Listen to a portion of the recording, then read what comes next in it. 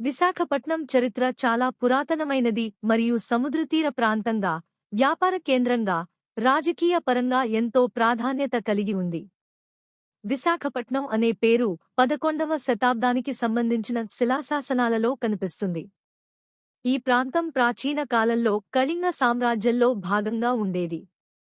ద్రాక్షారామం భీమేశ్వరాలయంలో లభ్యమైన 1068 సంవత్సరానికి చెందిన శాసనంలో ఈ పేరు స్పష్టంగా ఉంది. ప్రాచీన కాలంలో విశాఖపట్నం కళింగ, వేంగి రాజుల అధీనంలో ఉండేది. తర్వాత పల్లవులు, చోళులు, తూర్పు గంగా, గజపతి రాజవంశాలు పాలించాయి. 15వ శతాబ్దంలో విజయనగర సామ్రాజ్యంలో చేరింది. 16వ శతాబ్దం నుంచి గోల్కొండ సుల్తానులు, అనంతరం మొఘల్ చక్రవర్తులు పాలించారు. బ్రిటిష్ వారికందరికీ ముందు డచ్ వారు కొంతకాలం ఈ ప్రాంతాన్ని ఆక్రమించారు. అనంతరం 1758లో బ్రిటిష్ వారు విజయవంతమయ్యారు.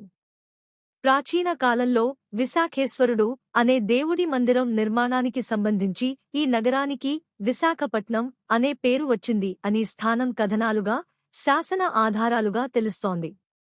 కొన్నిసార్లు ఈ ప్రాంతాన్ని కులోత్తుంగపట్నం అని కూడా పిలిచేవారు. విశాఖపట్నం ప్రాచీన ఓడరేవుగా పేరుగాంచింది. అభివృద్ధి చెందిన నౌకాశ్రయం, సహజీ నౌకాశ్రయంగా డాల్ఫిన్స్ నోస్ వంటి సహజ రక్షణతో ఉంది.